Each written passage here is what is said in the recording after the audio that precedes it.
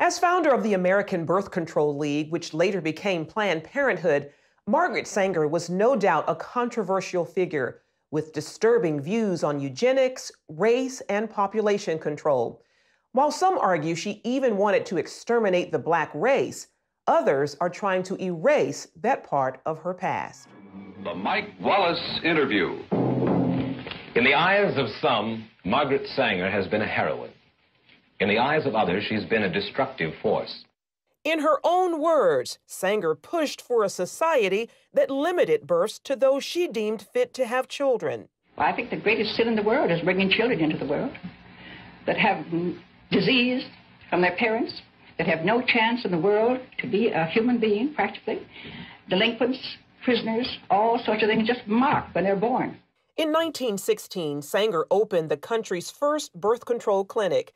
As a member of the American Eugenics Society, she advocated improving the genetic composition of humans through controlled reproduction of different races and classes.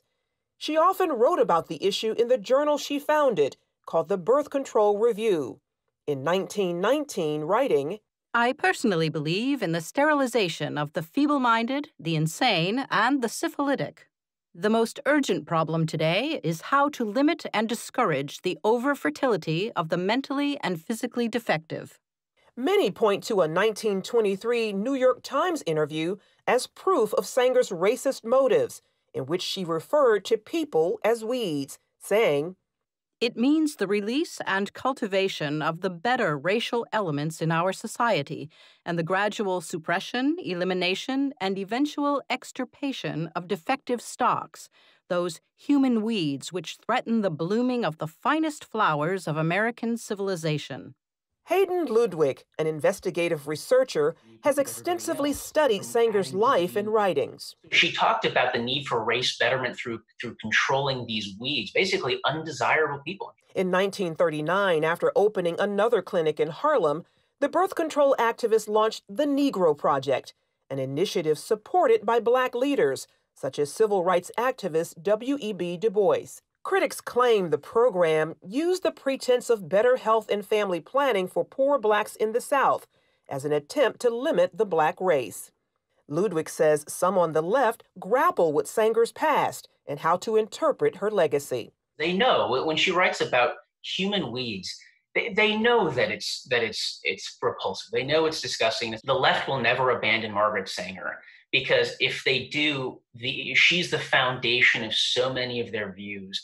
Sanger once shared her vision for a preferred race at a women's branch of the Ku Klux Klan, writing in her autobiography, Always, to me, any aroused group was a good group. Despite those views, liberals praise Sanger's work while ignoring her history. I admire Margaret Sanger enormously. Her courage, her tenacity, her vision. I am really in awe of her. Ryan Baumberger, founder of the Radiance Foundation, says abortion proponents are working to clean up Sanger's past and what she stood for. They have to reinvent her every time they talk about her in order to justify their celebration of her. Former Planned Parenthood Director Abby Johnson says those inside the abortion industry are trained to overlook Sanger's racist views. They give you an answer like, well, I mean, yes, Margaret Sanger was a racist, but everybody was a racist back then. You accept it because she is your hero. And she has to be your hero. You cannot question Planned Parenthood. In 1997, Stephen Mosher of the Population Research Institute wrote about the push to repackage Margaret Sanger in the Wall Street Journal. The reason I call it the repackaging of Margaret Sanger is because after the Nazi regime destroyed the legitimacy of eugenics forever, they then went back and said, oh, she was just an early feminist. She was just an early supporter of family planning. No, she wasn't. No, she was a supporter of giving IQ tests to people. She was in favor of using those IQ tests to determine who should be sterilized and who should have children. In a response titled The Demonization of Margaret Sanger, Alexander Sanger, her grandson and president of Planned Parenthood at the time, called Mosher's editorial unfair. In the same piece, Esther Katz, director of NYU's Margaret Sanger Papers Project, claimed evidence revealing Sanger did not rationalize her support for birth control on racist grounds, that she never advocated genocidal policies aimed at racial, ethnic, or religious groups, and that she, in fact, believed access to birth control would benefit, not eliminate minority populations. Dr. Katz turned down our request for an interview, although in this article, the editor as public authority interpreting Margaret Sanger, she wrote, "By our current highly sensitized standards, some of her attitudes and statements can be construed as racist, elitist, ethnocentric, and not politically correct." In 1942, Margaret Sanger's American Birth Control League became Planned Parenthood, which has moved to fulfill its founders' goals, helped greatly by the Supreme Court decision in Roe v. Wade. Under the veil of secrecy and deception, 60+ million babies have not been born because they were aborted legally since '73. 1/3 of that population belong to the African American community. A frightening and telling number given blacks make up only 13% of the U.S. population.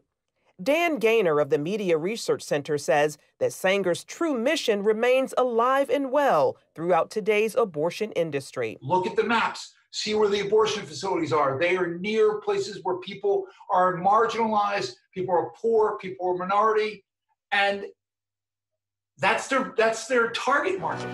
Generation after generation, we have built a better world for our daughters. Because of allies in the media and academia, Gaynor also points out how speech from conservatives and others about Sanger's past, Planned Parenthood practices, and abortion is often classified as hate speech. There is nothing as close to a sacrament in the media as abortion. It is a holy writ that abortion is protected. And anybody who comes out against it, any organization, any business, anybody, the media swarm. So does social media.